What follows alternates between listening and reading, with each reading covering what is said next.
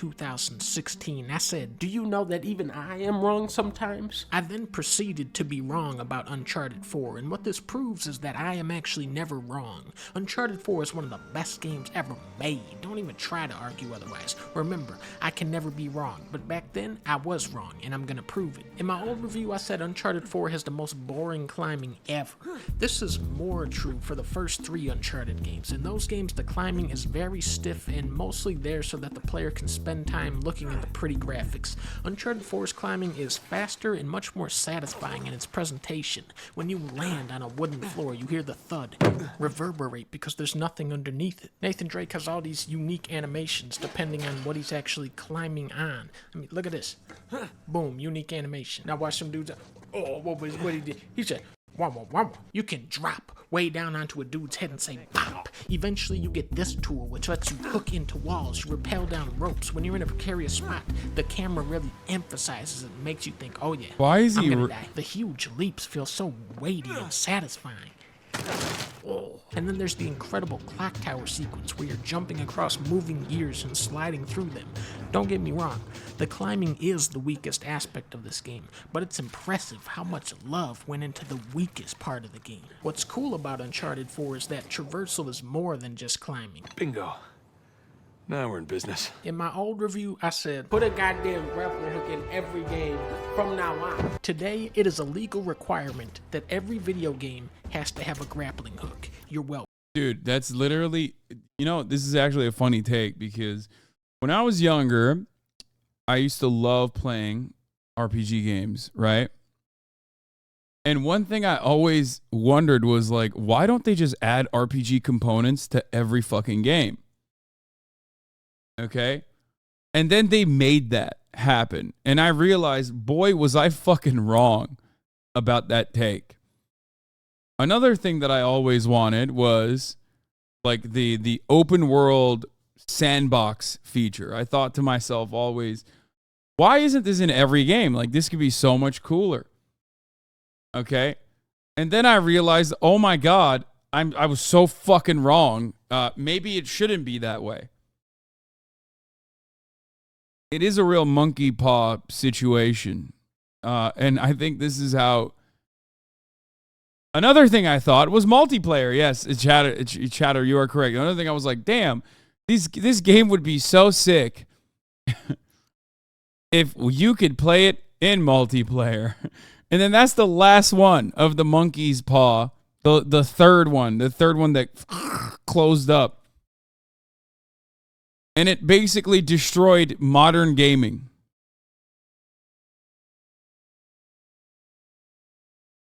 You are the consumer, that means we can't have nice things? Crafting features? No, that's too much of a Zoomer thing. Because I never actually played Minecraft, so I was never like, oh man, what if every game had crafting? I've never been like a big crafting guy.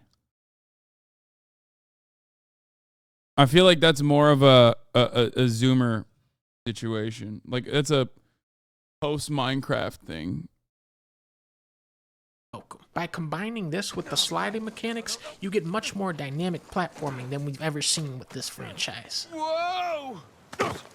Made it. There's also scuba diving. You drive a boat and a Jeep, and what's really messed up is how good the handling on the Jeep is. Kojima Productions has some of the most talented game developers in the industry, and even they were struggling with vehicle collision in Death Stranding. The terrain in Uncharted is similarly lopsided and hilly, and yet the Jeep can handle everything you throw at it. Rickety little bridges, sudden drop-offs, food stands, other Jeeps, roaring currents, large boulders. Somehow this rental Jeep can do it all. For the record, I played this game for people who are saying, like, why don't you play Uncharted 4? I did. I finished it. Death Stranding. Yeah, see? Apollo Noir. Man, I watched you play this on stream with like 60 other people. Yeah. The whole game is about using vehicles to deliver packages. Driving is fundamental to its gameplay. Uncharted is a shooter with 2 chapters where you drive a Jeep, and there are details Death Stranding could learn from this game, like how you gain more traction when driving on rocks instead of mud. As a shooter, Uncharted 4 is one of the most unconventionally paced. You don't actually do any shooting until Chapter 4 when Nathan starts blasting targets in his attic with a Nerf gun. Bullseye. Shootouts are sprinkled into this game more as a reward than a constant. It's a very gradual buildup that subliminally aligns the player with Nathan Drake's thirst for adventure, and by the time that it finally gets to the action, oh.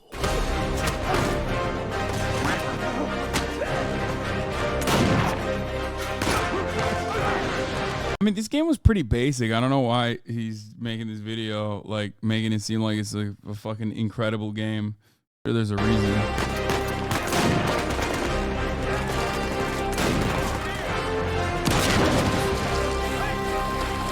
Here's a clip of you driving the Jeep. Hold on to something.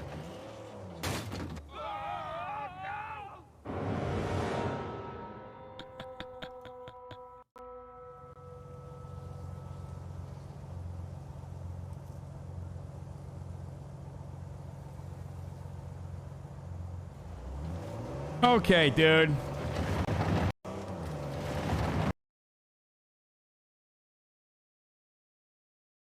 Such a good time. I miss it so much. Yeah, it was definitely comfier back then. 7 years later, I am still waiting on AAA video games to look and play like this. However, what really sets Uncharted 4 apart is its strong storytelling, which is still today the rarest quality in video games. With most games, it seems like the developers make the levels and assets first, then the writers come in and try to string those things together in a coherent way. I don't know if that really is how games are written, but it would explain why most games have such stupid, nothing stories. Uncharted 4 feels uncompromised, like the writers came up with the craziest treasure hunt they could imagine, didn't even take into account how the studio would turn that into a video game, and then Naughty Dog actually did. For the first half of the game, every chapter takes place somewhere else. You start in an orphanage, then you're in a prison in Panama, now you're a scuba diver, now you gotta do a heist in Italy, now you gotta find the pirate's tomb in Scotland. Bad news, environment designers, the treasure is actually in Africa. Well, to be more specific, it's actually in a market. It's like, it was very beautiful. But it was never like it's not like a life-changing experience. Town in Madagascar.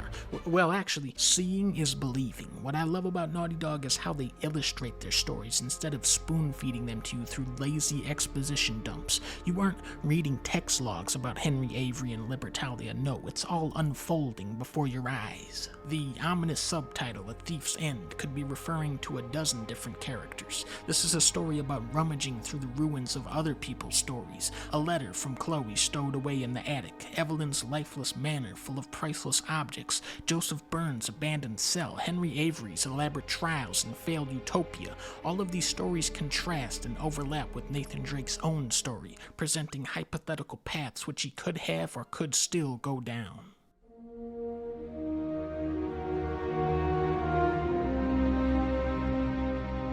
The characters here don't just spout off their deepest inner feelings. Instead, it's on the actors to communicate those emotions in a more subtle way through facial expression. Washington Post released an interesting article with more information on the migrant boat disaster. Have you covered this yet? Guys asked this question like fucking only this. He's only asked this question. I have not covered it, man. I don't know. I don't know what you're talking about. Okay? I did not cover it. Okay, I don't know. I haven't seen it.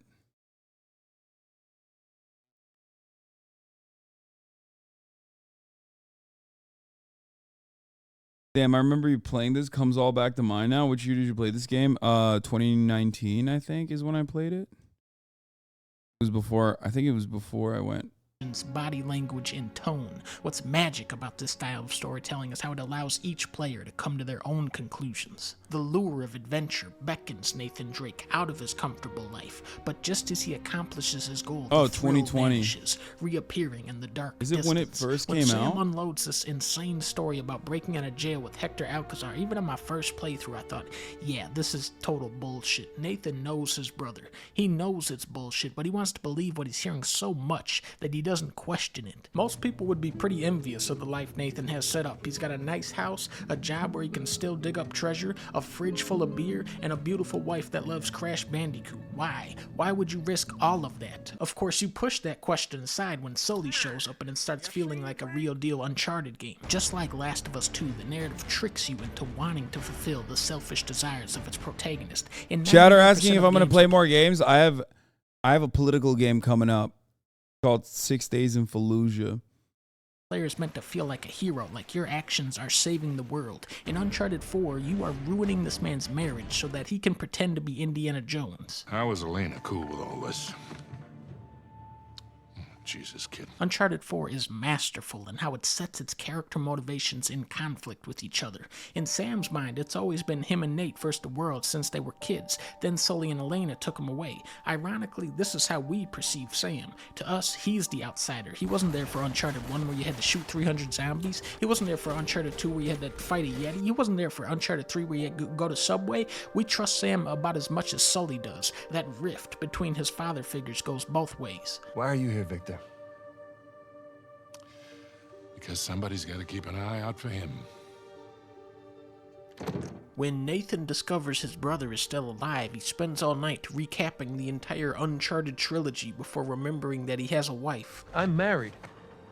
I can't believe... Elena from the stories, that's my wife. Sam Drake isn't a villain, but he brings out the worst part of his brother, and it's not until he finally teams up with Elena that Nathan starts stepping out of the shadow of Henry Avery. St. Dismas said, "We receive the due rewards of our deeds." But do we?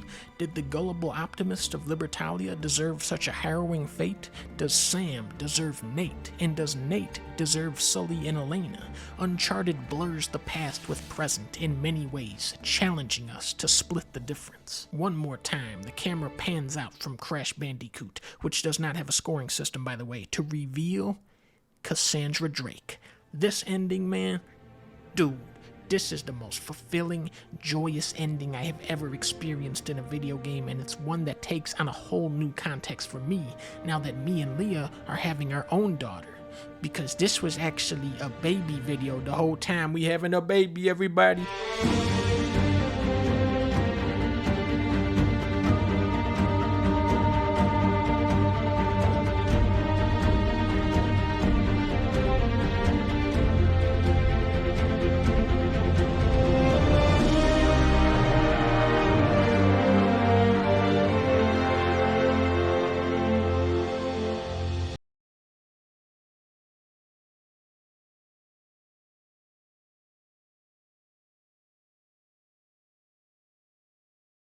Did I miss it? That there was something in there? To split the difference. One more time, the camera pans out from Crash Bandicoot, which does not have a scoring system, by the way, to reveal Cassandra Drake. This ending, man, dude, this is the most fulfilling, joyous ending I have ever experienced in a video game, and it's one that takes on a whole new context for me now that me and Leah are having our own daughter. Because this was actually a baby video the whole time. We having a baby, everybody. Wow.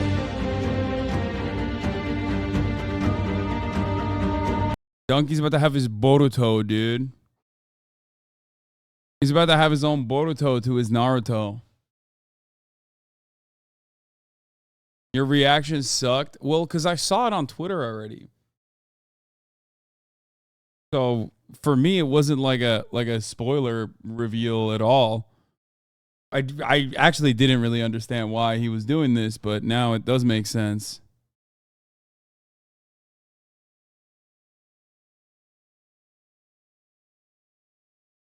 But so you faked it. I'm unfollowing.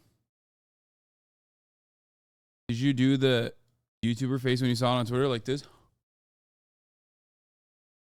Oh, is that good? Guys, is that good? Did I do a good job?